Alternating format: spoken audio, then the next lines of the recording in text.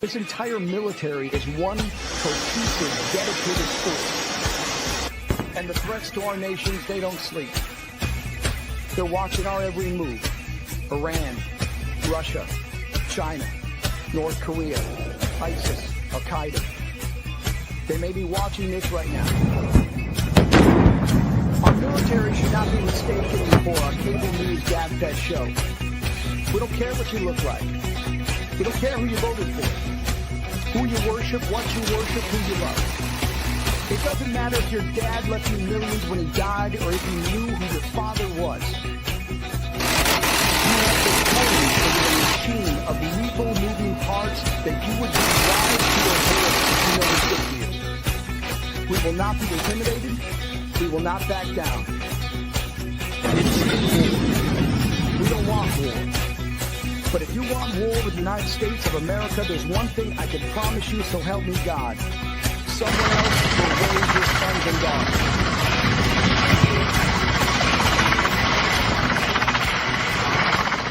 Military Broadcast Radio, the station that's giving veterans a voice. Find us on the web at mbradio.com. And do not necessarily reflect the views or positions of any entities they represent. Find us on the web at mbradio.us. Welcome to Man Ta1k 133 with Sharl and Darl, the movement dedicated to empowering men, uniting brothers, and building a strong coalition. This is more than just a conversation. It's a call to action. Join us as we uplift, support, and inspire men worldwide. Because together, we don't just talk, we lead. We grow, and we conquer. Are you ready to be part of the coalition? Let's dive in. Welcome to Man Ta1k 133, where men unite.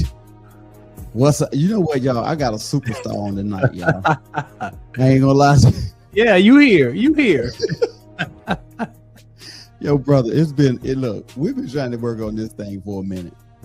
Cool. And we finally got it. We finally got it worked out, man. Yeah. So tell the people who you are, tell them about you, and we go from there, man. All right. Again, thank you for this opportunity to be on your show, man. And who I am is that others see their greatness through my self-expression, while empowering others in their causes, all while helping others see their forgiveness in their language. While I get to be here and here, right, as I work on my eternal salvation. So that's who I get to be. Now, what I do in the world is a whole nother conversation. We could go down the line. I'm an advocate for sickle cell trait. I'm sure we'll get into that conversation. Yeah. A grandfather, dad, what else?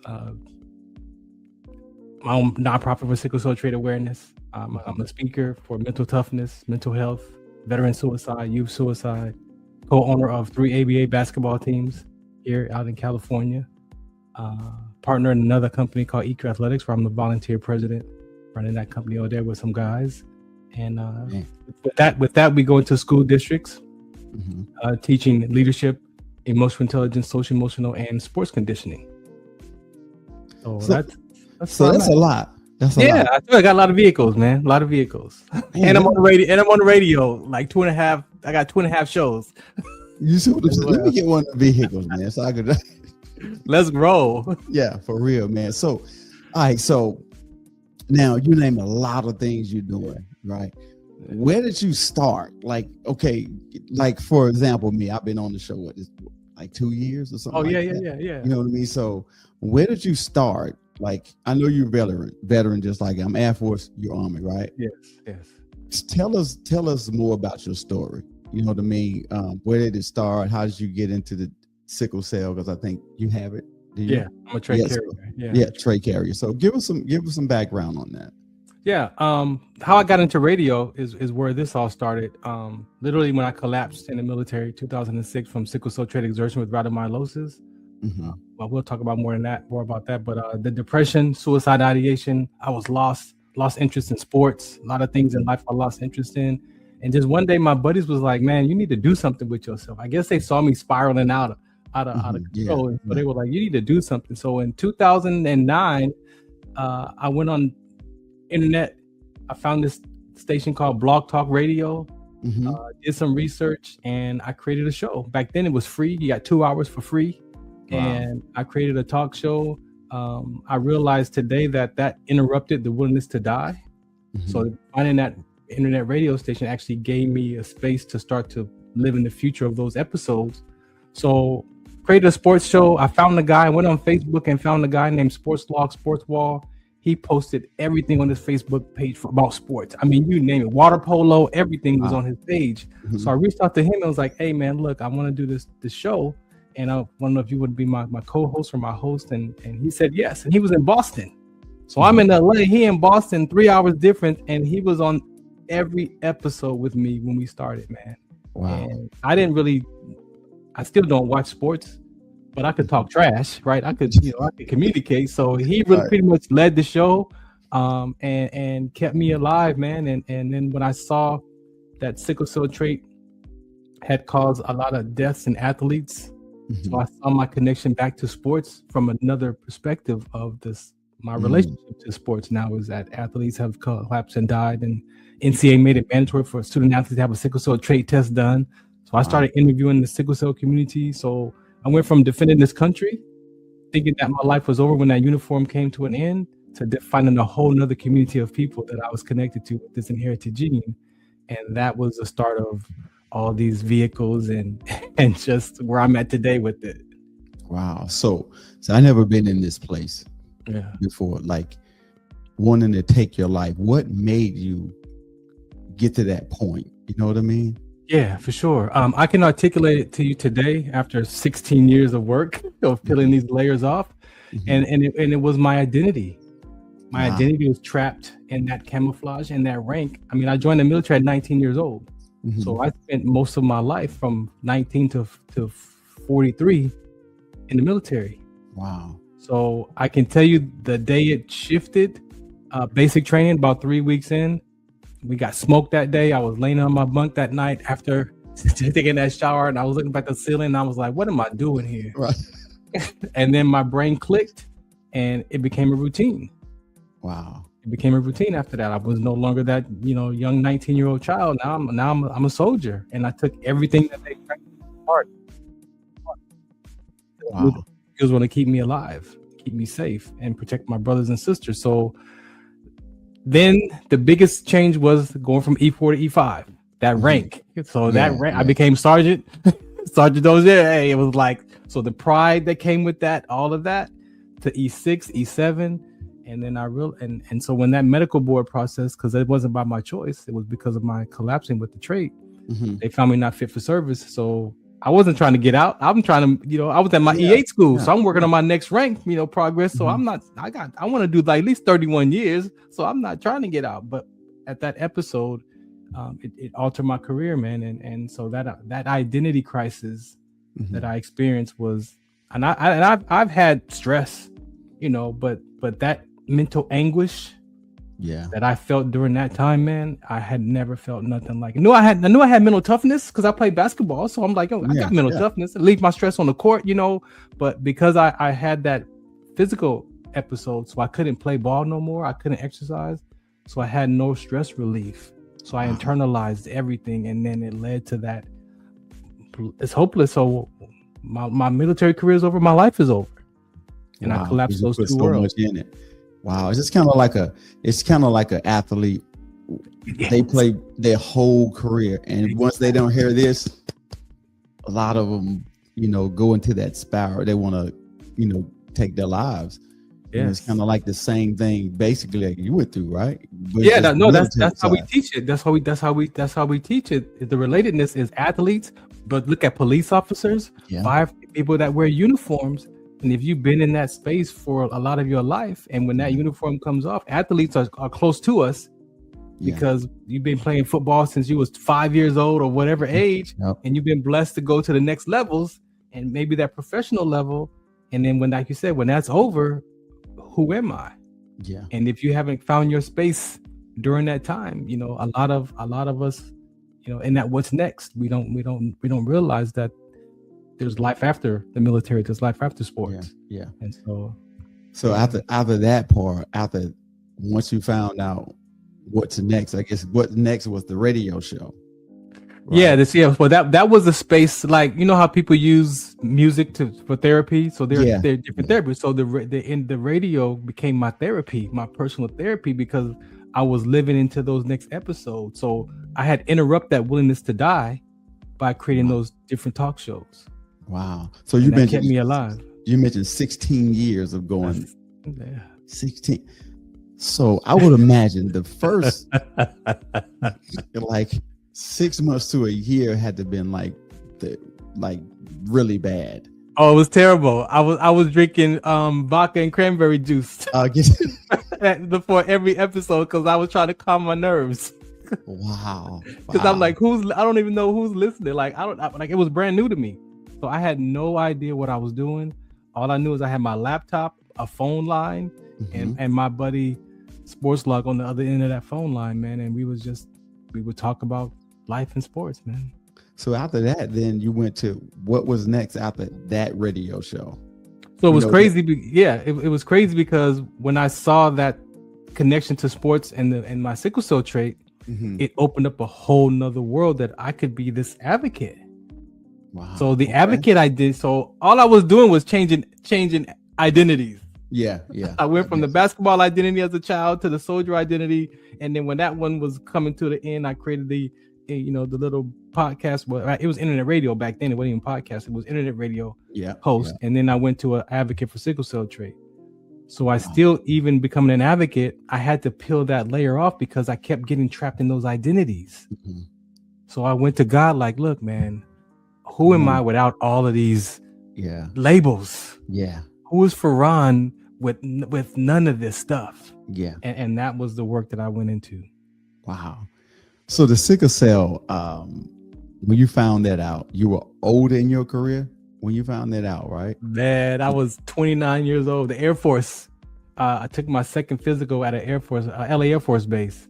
And I was transferring to Michigan to be a supply sergeant for an infantry company. And I had to take the physical for that supply job. So I took that physical. The Air Force did my blood work. And because they test for sickle cell trait for their job skills, they found my trait, man. And they called me in a panic, like, you need to come back to the clinic like today. Really? And I'm like, what did y'all find? Like, like, what did you find? So I rushed back over there, man. And I sit down with my doctor and he's like, do you know you have sickle cell trait? I'm like, no. Okay, I just want to let you know you're a trait carrier. I'm like, hold on. I got a cousin with sickle cell anemia. He's like, no, it's not the anemia. You're just a carrier. So you should have no problems. Just don't have a baby with someone who has a trait because you can have a baby with. I'm like, bro, I got 3 daughters already. I'm leaving the state. I got no problems. Cool. I'm out. Like in one ear, out the other. And that was no pamphlet, no brochure, no nothing. I'm like, all right, cool. I'm out. Wow. So, okay. So I know I'm kind of squirreling, but you good. But what's the difference in the trait? How does the trait affect you versus having the sickle cell anemia? Right. So sickle cell trait, we're the carriers. So the parents who have children with sickle cell anemia or a type of sickle cell disease, that means they carry that inherited gene. So I'm AS. So I have a normal adult hemoglobin and I have a sickle cell trait hemoglobin.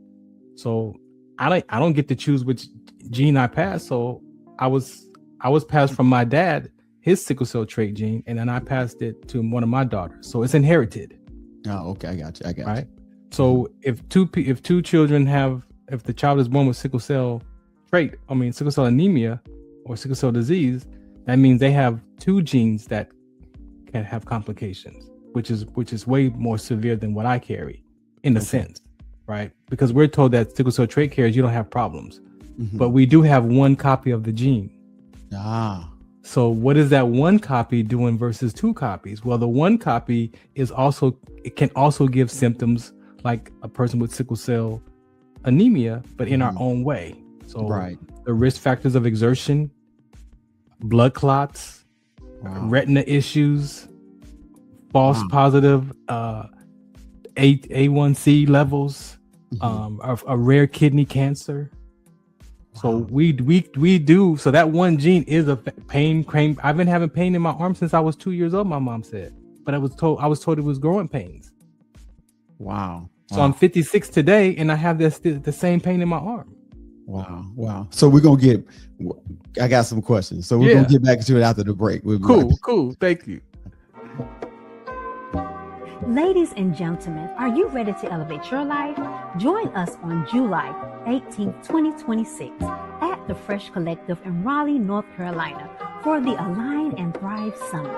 This isn't just another event, it's a divine encounter. Connect with purpose-driven professionals and ignite your passion through empowering conversations. Whether you're seeking personal growth, professional development, or spiritual renewal, this summit has something for you. Are you feeling stuck or searching for your purpose? This is your chance to break free. Imagine a space filled with energy and support, where you can discover new perspectives and actionable steps toward your goals.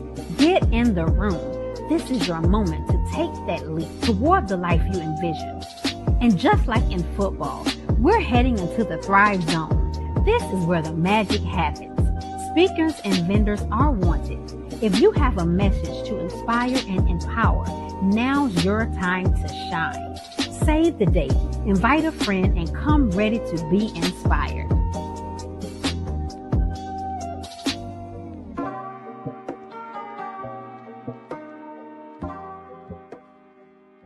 Military Broadcast Radio, the station that's giving veterans a voice. Find us on the web at mbradio.us. Opinions expressed in this program are those of the speakers and do not necessarily reflect the views or positions of any entities they represent.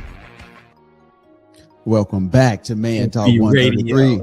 MB Radio. MBRadio.us. Yeah. We back with brother Farron. So, all right, before we went to the break, right, you was breaking down the difference between the two. Yes. So, when you collapsed, how did that disqualify you just because you collapsed and you had the trait? So that morning I was at ANOC, they called it back then, 2006. I was at my E8 school for Master Sergeant rank. So if I'd have finished that school, I'd have been on the list for the promotion for E8. So that last lap, I remember coming around the curve and I could hear the instructor, 1545, 1546. So I'm like, oh shoot, I'm doing good. I'm 36 years old. I'm 36 at the time. I got 1721 to pass, and I'm hearing 1540. So I'm like, oh man, let me get my best time because I'm at the school. So my subconscious mind, get your best time. So I take off to sprint, and I did feel like this vibration come over my body, like this electrical charge. But I didn't think anything of it. Cross the finish line, 16 minutes, hand on my head, hand on my head to get air in my lungs, all the stuff we're trained to do. And then my peripheral got dark. I started feeling weird, kind of nauseous. So I kneeled down, closed my eyes, opened my eyes, everything was spinning like 1,000,000 miles an hour. Really? So they rushed me to the doctor. Medics came and got me, rushed me to the hospital. Doctor gives me an IV, comes back in and says, you ever had kidney problems? No. What you do now? And he walks out. So I'm like, what's going on, right? So the instructor's there with me, and I'm like, man, what's happening? So the doctor comes back in and says, you know what? It's probably heat stroke, dehydration. I'm gonna give you one more IV. Take the day off. You should be cool. All right, cool. Let's do that. Go back to the barracks. I wake up mid-afternoon, man, and I'm worse. I'm throwing up, almost crapped on myself, man. I'm in a bad state. So I lay back down. Of course, it's 16:30 because my classmates come in the barracks. They see me. They rush me back to the hospital that night. The night doctor does some more blood work, and he sees that my creatinine kinase levels are like 12,000 and rising. So that condition is called rhabdomyolysis, what they diagnosed me with that night. It's called rhabdomyolysis. So it wasn't even sickle cell trait related. This is just because I didn't think about it. No problems, right? Right. So that was my diagnosis, rhabdo. So they sent me home. Couldn't finish the class. So the doctor, I was seeing a doctor until 2009, trying to figure out what happened to me in 06. And we just agreed that you can't exercise no more because every time I got on the treadmill or tried to exercise, I felt like I got off a roller coaster ride. Like I was still dizzy and my vertigo triggered, and I was just like in a bad state. So he was like, okay, you just can't exercise. I'm like, cool, can't do the run. I could do the walk or, the bicycle. I don't swim. I swim like a Chevy truck, like a rock. Me too. So I was like, I'll do another. I've seen people with worse. So yeah, I'll be fine. Man, we turned that paperwork in to the medical officers, man, and they was like, "Oh no, dude, you done. Like you can't do anything." I'm like, "What?" So I guess when they read my information and the diagnosis and the chart, finally they were like, "Nah, you gotta go. You gotta get a P4 profile. We gotta find out what happened to you." I'm like, "Man, that's 2.5 years ago. I'm cool." They're like, "Nah." So that was the start of the process. You know, almost 3 years later. And it took until from 2010 until 13, I fought it for 3 years trying to stay in, man.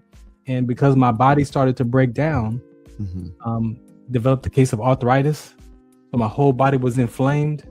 And so they was like, you're not fit for service. Wow. And so the medical board process started. And like I said, I fought it as long as I could. And they were like, nah, you got to go. So wow. That was it. That's a tough blow there, boy. Oh, my life is over. Yeah. I made it mean my life is over. And that's what I want our brothers and sisters in arms to understand, if I could say that. The camouflage, that uniform is the soldiers, what you get to do. It's not who you are as a person. Yeah. And I tell them when I speak now at the bases, don't lose yourself. Find something in the community that you connect to, those childhood dreams that you wanted to be, whatever that is. Find something that you care about and stay connected to that, so you can keep that connection to the outside world. So when those boots are done and that uniform comes to an end, you're not lost. Yeah. You're not trying to figure out who you are outside of that camouflage. Yeah, that's a good point, because a lot of people you can see it now. Yes. You know, people still, even though they're out, they still have the haircuts. They still have the, you can just tell they still want to be in. They haven't let it go yet. Oh. And it's okay to let it go. Like you said, it's okay to let that part of your life grow and go into something else like you did. Like after that, after the military, you got out of that. Yeah. You went into the radio show. Yeah. Then what? Then I saw the mental health provider that I was going to at the Air Force Base asked me one day, "What are you gonna do when you retire?" I said, "Man, I'm gonna sit on the dock of the bay and watch the tides roll away and whistle." That was my retirement song, bro. I'm like, I'm chilling. I was like, but I do have an idea for a sports brand. God gave me this idea called What's the Count. I played basketball. Hey, what's the count? Oh, it's 5-4. Game. So I said, I do have an idea about maybe selling some hats and t-shirts or something like that with this idea. And so he opened up this book that he had written with his colleague, and it was a handbook for high school to college athletes. And so he opened up this page, and it had 2 paragraphs of athletes collapsing with rhabdo and sickle cell trait. And he was like, you could become an advocate. I'm like, what's an advocate? He's like, you could actually sell hats and t-shirts of your brand, and that could pay for your travels, and you can go educate people about your experience. Man, it was like the cartoon with the light bulb on top of my head, bro. Right, yeah. I was like, ding, ding, ding, and it was like I heard him, and it was like, I know why I'm here. Wow. And I went home that day, man, and I did my research. I made a brochure. I found this whole sickle cell community. I jumped on the plane for the convention, flew to Maryland, showed up. Kiki Shepard was hosting that town hall meeting, that event, man. And I went in there. She passed me the mic. I introduced myself, and the whole room went silent.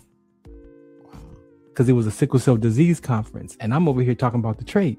They're like, dude, what? You in the wrong place. You wrong. I'm like, what convention, bro? You the wrong convention, right? I'm like, what? So there was one lady, Phyllis Zachary Thomas, who had sickle cell. Her husband was in the Army, and she saw me and she grabbed me and says, "Farron, you can work with me because I know how important the sickle cell trait conversation is." And so she embraced me, and I work with her. And during our relationship, she passed away in 2012. So we're talking about 2010 to 2012. We had 2 years together. And when she went to do an interview, and she was out of Atlanta, and a prophet was at this interview, and he told her to go read Judges chapter 4. So she goes home after that and reads Judges chapter 4, calls me Monday morning and says, "Ron, you need to get your Bible." So I grabbed my Bible, and we were reading the passage of Judges chapter 4, and it's about Deborah and Barak and the war in Sisera. Wow. Well, guess what? I'm Barak in that passage, and she was Deborah. Wow. And Sisera is sickle cell trait, and Jabin is Sisera is sickle cell, Jabin is the trait, and Jael is the community.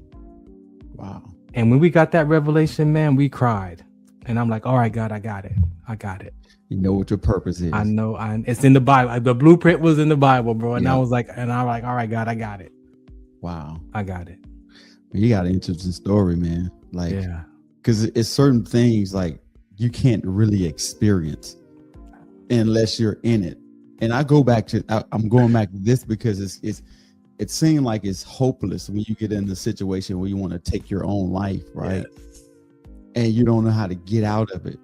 You know, it's just like I guess I never experienced. I'm just thinking from a perspective of being stuck. For You know what I mean? Like, and that's what I want people to try to get from you. Like, you've been in the process, you've been in places and things that people have never experienced. So if you get in these situations, this is living proof that you can make it through it.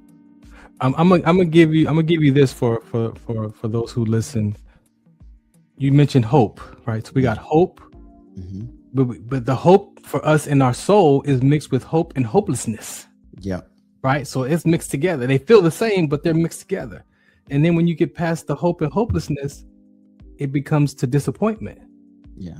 So now the hopelessness becomes disappointment because I was mad at myself. Why did I sprint that day? I didn't have to sprint. I had plenty of time. I could have, would have, should have still been in.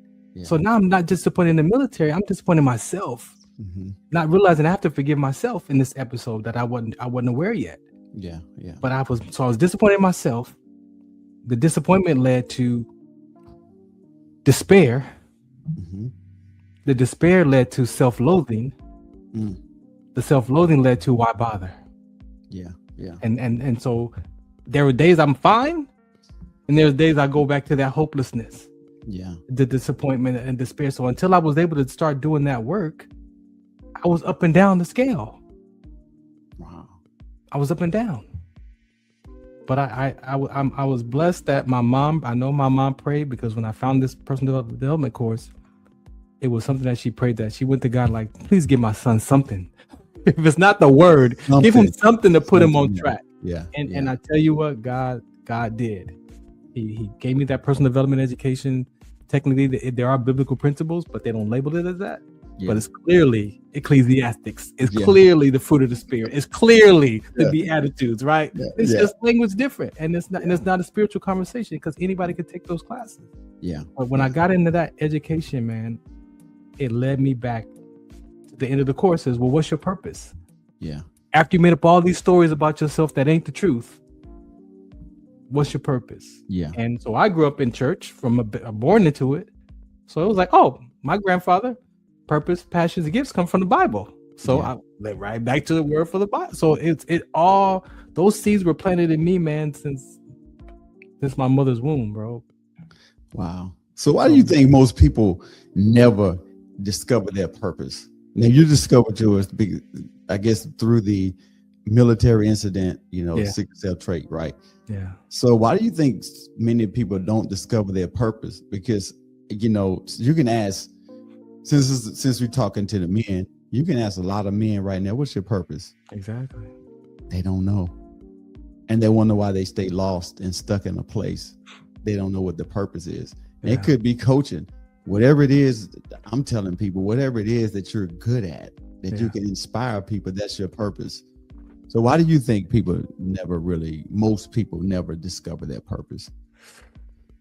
If you look at life, our life experiences, usually no one wants to talk about that negative experience. Yeah. No one wants to talk about that hurt. Yeah. That upset, that maybe the molestation, maybe the drugs, maybe whatever that episode is. Maybe it's that chronic illness that we think that it's embarrassing.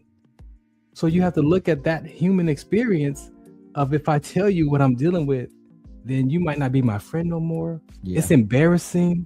Yeah. So those afflictions and those thorns that the Bible talk about, those are supposed to draw us closer to God. So the world has opinions about that stuff. Yeah. But what does God have to say? So we got to get back in alignment with what God's word if you want to find out where your purpose and passion. So the world has all these opinions, so I'm not going to want to share that with you, bro. Yeah. Even though it's probably the thing that I'm dealing with. Yeah. Silently, emotionally. Who wants to know? I felt like I was abandoned by my mom. Yeah. I grew up like my dad didn't love me. Who want to share that, right? Who want to share that? Nobody. Or even if they, like you said, if you take a man, he's been molested, who's going to want to share that? Bro. And we're up against the break, so we're going to jump right back in it. Appreciate you. Yeah. Stats tell that each day, 22 veterans commit suicide due to PTSD. These stats shook us and urged us to do our part. After hours and hours of thinking, Beekeeping for Veterans was born. Beekeeping for Veterans combines beekeeping with mindfulness meditation. Why combine them? Here's why. Beekeeping causes positive rush of adrenaline while beekeeping. You have to be calm during it. You are mindful of your movements. Each week, a veteran will receive a mindful meditation to build emotional and mental skill sets. Mindfulness is a set of 3 attentional skills that work together: concentration, sensory clarity, and equanimity, mental calmness, composure, evenness of temper.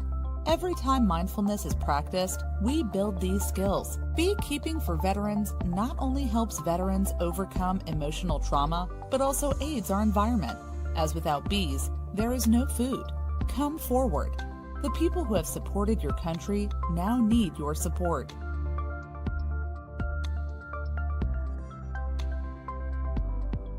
Military Broadcast Radio, the station that's giving veterans a voice. Find us on the web at mbradio.us. Opinions expressed in this program are those of the speakers and do not necessarily reflect the views or positions of any entities they represent. Welcome back to Man Ta1k 133. With me and you, Nate. Yeah. So we back at it. So before we went to the break, we was talking about purpose, right? So I kind of forgot where I left. Let me drop one more on you, right? Because I was sharing with you why we don't share, right? Yeah. There you go. Yep. That's what one of the things I learned when I ended up going to TV broadcasting. Well, I went to radio broadcasting first, and then I went to TV broadcasting school. But in radio broadcasting, one of the things that they told us in the school is that you can take an interview of a person that you're interviewing and chop that interview up and make them sound like the worst person on the planet just by rearranging those clips, right? Yep. So what they call that is slander. Wow. So I'm like, how can I tell you what I'm dealing with in my deepest, darkest secrets? Yeah. When I'm afraid that not you're gonna judge me, but you might slander my name. You might take what I tell you about my experience and go tell other people about it. Oh no, they're going to slander. They're going to do that for sure. So why would I want to, so why would I even want to voice that? Why would that even come out of my mouth when I feel like that's going to be like the end of all? Yeah. But that could be that community of people need to hear your story. Yes. That's what we know that. Yeah. But knowing makes no difference sometimes. Yeah. We know a lot of stuff, but knowing makes no difference. But if you know that, hey, I could share my story and I could help one person. Yeah. My story is not for the whole world, but I had to go to God to find out, am I cool? Because I want to educate the whole world. No, Farron, your story is for the people who are put in your path. Yeah. And you might be at a conference of 10,000 people, and one person might need to hear your message. Yeah. Are you gonna go show up? What if it's only 5 people at that event? Are you gonna go show up at that? Because there might be 1 out of 5 that needs to hear your talk. Yeah. It's the same energy. So when I got that for myself, like I said, okay, God, I got it. Now I got to do the work. Now you got to do the work. Be the work. I got to be the work. Yeah. And just like you were saying, man, like people are going to talk about you regardless, right? And like we was talking about, if a man's been molested, he's not going to share that. Yeah. He's going to hold that in. And I was watching the show and I forgot what it was, but the dude had this coach had been molesting guys, right? Yeah. And he had videotapes of it. Yeah. And he found his tape.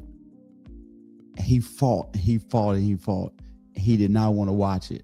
Yeah. He was just and by him thinking that, he was expressing anger. Yeah. just all this anger was coming out.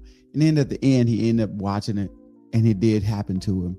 Yeah. And he kind of dealt with it better. And I guess that's kind of what you're saying. Like once you know what it is, you can identify it, then you can handle it better.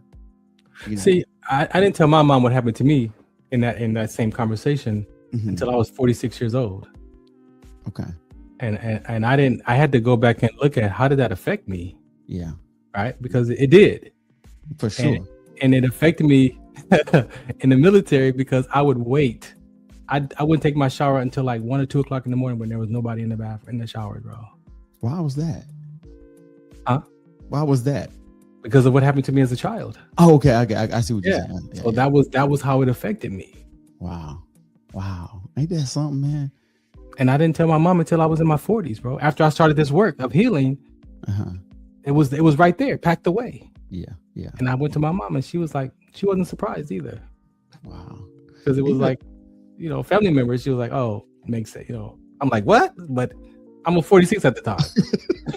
I'm 46 now. When I'm sharing this, what happened happened at 5-6 years old. Yeah. It's 40 years ago. And that's so dangerous, right? Packing it in like that. Yeah. That's the dangerous part about it, because we think that it doesn't affect us. Yes. And it really does. In a way, like now when you talked about that at an older age, how did it impact you? Like, was it like a relief? Oh, only because I had dealt with the like I had peeled layers off before I got to that one. Oh yeah. So I had took responsibility of my past, own my past, own my decisions and the experiences. So I was able to, as I was peeling those layers, because that first layer that I had to get in that education was the suicide ideation. Yeah. Like my life was over, man. When I took that class, it was over. I was ready. I had the plan, the willingness. I had everything. I had all of it ready to go. But I held on to my youngest daughter, Asia. I knew I had mental toughness, and I knew I didn't want to do that. But it was that battle in my mind, like, but no, it's hope. Why bother, bro? Nobody cares. Nobody cares, right? That's what you think. That's what I think. But I had my daughter, and I'm like, I can't do that to her. So I battled. Yeah. And that's what kept me, from doing that. Yeah. So you said it was 16 years. What year do you think, 5, 6, 7, when you really felt like you had it under control? Like, the suicidal thoughts and the, you know what I mean? Like when it just, I won't even say it's under control right now. Okay. I will say that at 40 years old, turning 40, there was this blink in my mind that said, there's got to be something better than this. Yeah. And, biblically, 40 years is a generational change. Yeah. So I was into that 40-year-old phase of life. And, like I said, those prayers got answered. I got in that education. So from 40, and I'm 56 now. So 16 years, I've been in personal development. I've done cognitive behavior. I've done listening skills. I've done grief classes. I've been in the Word 6 of those 16 years. Yeah. I've done recently grief support group. And so applying all that to my life in that conscious mind, the conscience mind is the middle mind, right? Where our morals, right? So that's where the information, that's where the Word of God is getting into. That's where, when you take therapy, it's getting into that part of the mind of your right or wrongs, good or bads, all those opinions that lives in that middle mind right there. Right. So when you start to filter that out with more truths, with your truths, not the stories of the truth. Right. It there's a shift. They call that where transformation lives. And so I applied all those things, man. And I had to challenge the first 40 years of my life is what I did. Wow. So I went back all the way from 40. And my memory goes back to a 2-year-old decision that I made about my mom and my grandmother. Wow. And inside of that 2 to 40, 12 decisions total. Wow. And I've been peeling off each one of them. That's why I said it ain't completely over, but I'm definitely I'm on the other side of it right now. Yeah. So people got to understand it's work. Oh, it's work. It's work. It's work. And you got to pull off different layers like that, and it's not easy layers. It's hard layers.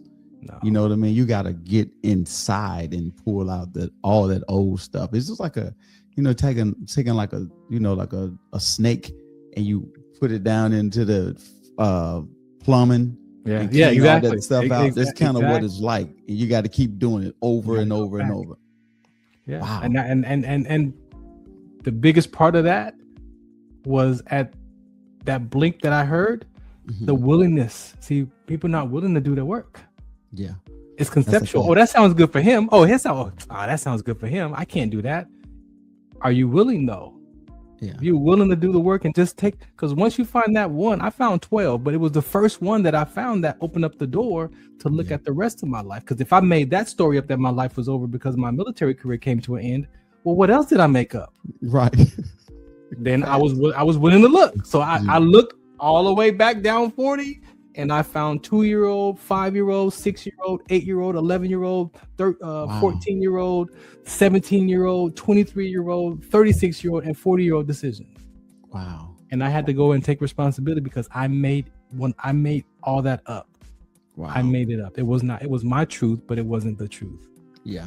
So as a male, when you go through those different layers like that, how does it affect relationships and stuff like that? Buddy, let me tell you. After I went back and I started to discover those relationships that I sabotaged, I called ex-girlfriends. I got 2 failed marriages. So I called people in my life asking for forgiveness, man. Yeah. I took responsibility. Like that was me. Yeah. That was me. And so by being able to be willing to do that and call people in my life for forgiveness, not apologizing, but forgiveness, because I'm changing my behavior. Yeah. Right. So by asking for forgiveness, again, yes, it's for them, but it's for us first. Yeah. Yeah. So that I took responsibility. And of course I got mixed. What are you calling me for? Don't call me again. Yeah, I knew you was crazy. Like I got all of that. I got all of it. But the freedom. That's why forgiveness is so powerful, because there's freedom on the other side of it, man. Yeah. Yeah. Self-forgiveness. Now, doing that process, I already know there was some distractions, and it was the enemy was the devil was coming at you with everything he had. Everything. And the fact that you're still here, it says that you were willing. Yes.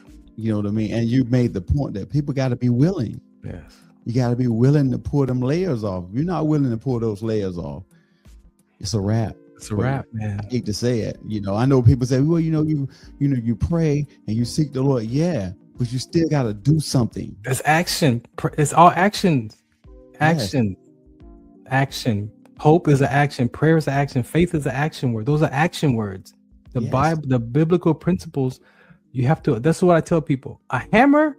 You look at a hammer in the toolbox. We know the hammer is powerful because it's a hammer. Yeah, you don't experience it until you actually pick it up and it's used by you. Yeah, yeah. The hammer has to be used by us to experience the power.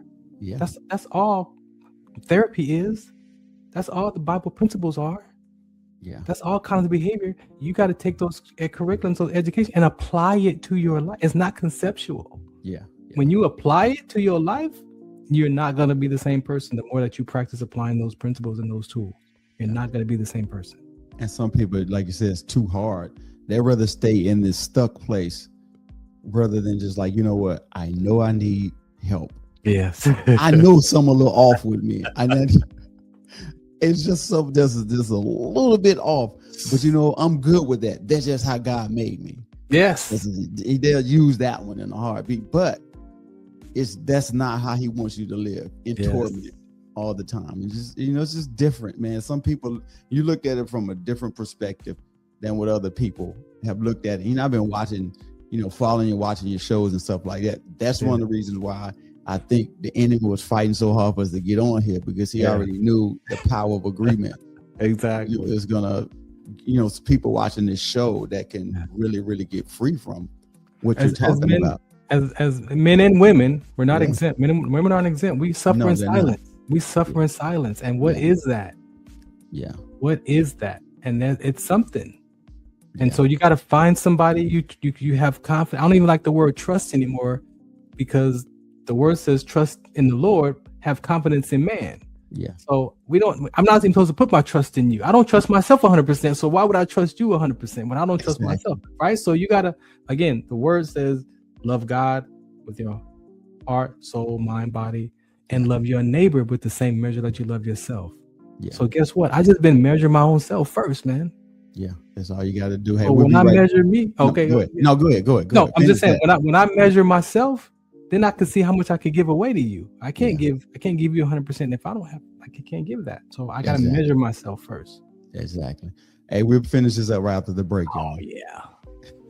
It's time for a vacation, and Fairway Travels is here to share great specials for you to choose from. Discover the charm and features of one of Sandal's 16 all-inclusive, luxury included, adults-only resorts, or a family-friendly beaches destination in the Caribbean. Or how about a couples resort in Jamaica? If cruising's your preference, get thunderstroke aboard Carnival Cruise Lines or set sail on an award-winning Royal Caribbean ship.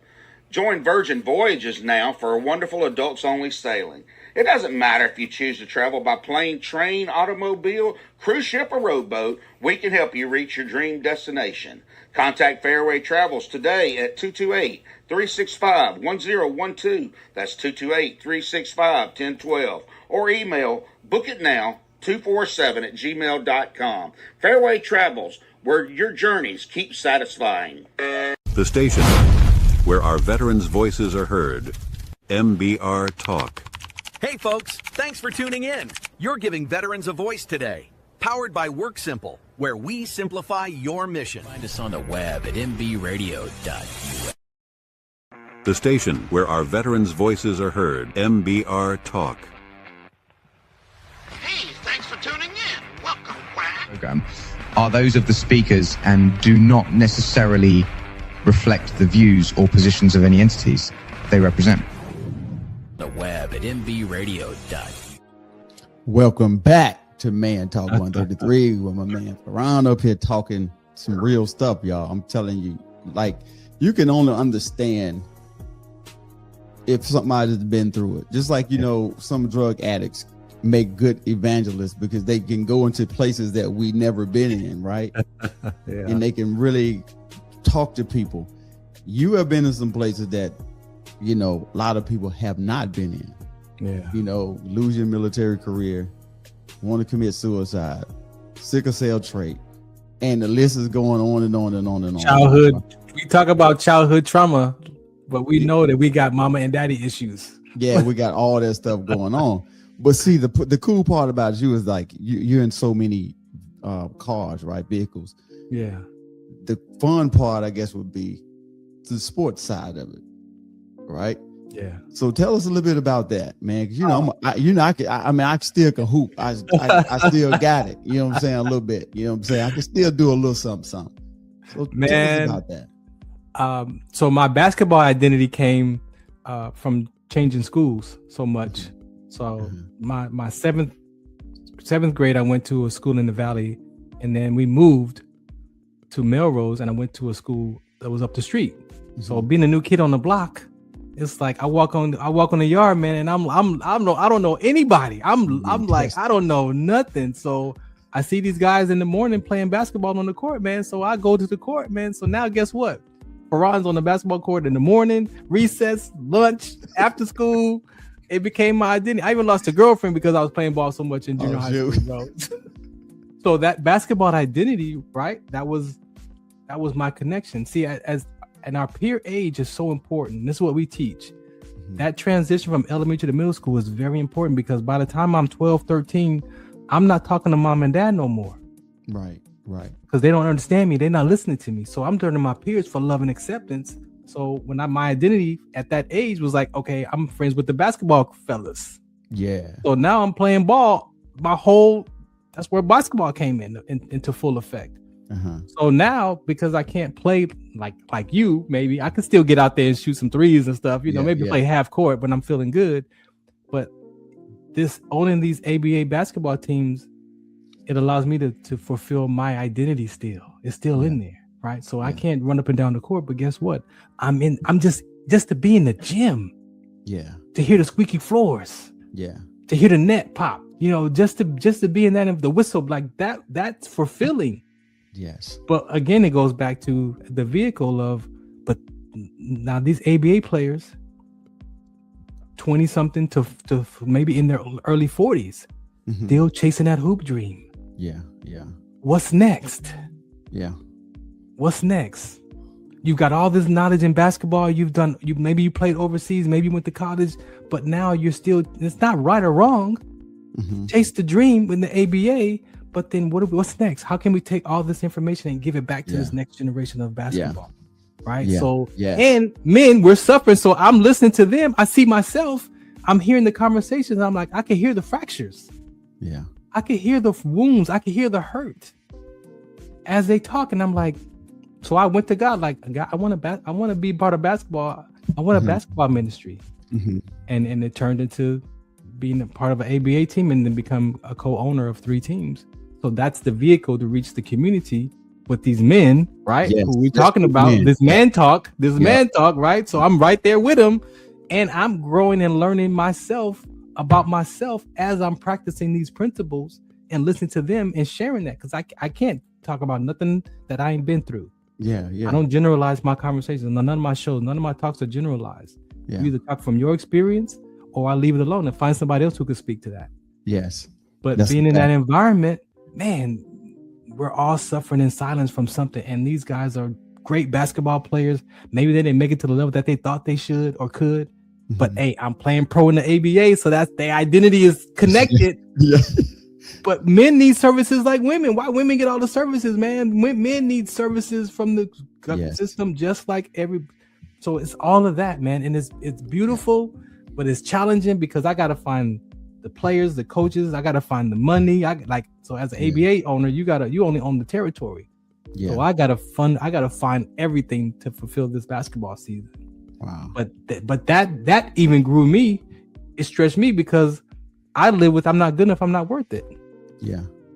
So that was what was in the back of my mind, right? Yeah, so all of those decisions that we're talking about. Yeah. What is your mind saying to you silently when it talks to you about you better not do that again? You know what happened the last time you did that for Ron. Why would you put yourself? We're not going to do that. You ain't good enough. You know you ain't worth it. Why would they want to come to your games? Why would they want to play for you? Yeah. You ain't good enough. Sorry team. Why would That's how we talk to ourselves. Yeah, for sure. So this has helped me even break through those levels, because when I'm sharing from, as long as I don't put Farron in the middle of it. If I put Farron in it, it's no good. No good. But when I talk from the cause, vision for the team, man, people are all in. But if I put Farron in, they're not. So yeah. I suffer in silence because I don't think it's good enough. But I learned I have to remove Farron. Yeah, it's not about Farron. Yeah, that's very important. And you know what's so cool about what you're doing is with the basketball is that men can relate to that. You know, sports, especially basketball. If you give a man a basketball, he can be 60 years old. He still think he can ball. You know what I mean? Yeah. Let me show you what I got. And you know, you got an air ball. You know what I'm saying? Exactly. But it's cool because you can. It's so relatable to the men, and you can get them in and minister. You know, it's a church across the street. They do that. I think it's every Monday. So they bring the men in, and before they begin, they pray. Yes. And then about midway, they stop, and then they have just fellowship, praying and talking about, and then they let them play again. Yes. But that's how you bring men in, because if you're trying to honestly, just being honest, if you're really trying to win a man by bringing him to church, it's gonna be tough. Yeah. Because he goes to church, he gets beat down. You know what I mean? He gets talked about. He's supposed to be Father's Day service, and you dogging him out about dead. I know I'm a sinner, but that's what religion does, though. Yes. That's why religion is so weaponized in that space like that. Yes. Because look, man, I know I'm a sinner. Yeah. But Pastor, tell me, how did you get through what you went through? See, the pastor don't talk about his stuff. Yeah. He wants to just some just point to you. Okay, I know I'm a sinner, but I got problems. I got bills. People want power over their circumstances. Yeah. That's at the end of the day, that's what we want. Yes. We want power over our circumstance. I know I'm a sinner. I know I'm in rebellion. I know. But I got problems. Yes. How does the word work? How does the word look like for that? Yeah. And that's been the issue, I think. We're trying to reach them in. Yes. You know, they come in and they want to be, hey, show me what to do. Be an example. I understand you love your wife. You got to sit on stage. I got it. All of that I understand. Yeah. I'm trying to love my wife. Well, you need to love the wife. Christ loved the church, right? I get all that, but how did he love the church? Right. If I don't know that, the simple things like that, it's still he leave out just confused as he did when or even more. Yeah, worse. So I ain't going back. Yeah, I'm not going back. I'm done. You know, and then especially when you throw in, you know, the insults, you know, and you know, less of a man if you ain't doing this part and this part and this, and like I said, it seemed like to me it just brings back some trauma. You get these trauma responses from them, and they like, you know what? The last time that happened to me, I'm not going back. Not going back. I was gone for 20 years. I left church for 21 years old. I was gone from 21 to 40. Yeah. And then at 40, I started working my way back, but I still didn't come all the way back until my dad transitioned in 2019. And then I started contemplating on how much time I had left. Right. So I'm like, oh, how and my grandson was born 2 weeks after my dad passed. So now I'm an emotional roller coaster because my dad's not here, but now I got my new grandson. Right. I'm grandpa, like all, and I'm just bro. And so I went to God like, look, man, you're the God of my grandfather and my grandmother and my mom and my dad. I want to know you for myself. Yeah. I don't want fire insurance. I want to find you for myself. Yeah. And I could tell you that just last year, early this year, after all the 6 years I've been in church and all the talks that I've done in church, he revealed to me that now go look at the Beatitudes. What's that first Beatitude? Blessed are the kingdom is for those who are poor in spirit. Yeah. Yeah. I was poor in spirit when I came to Christ at 49.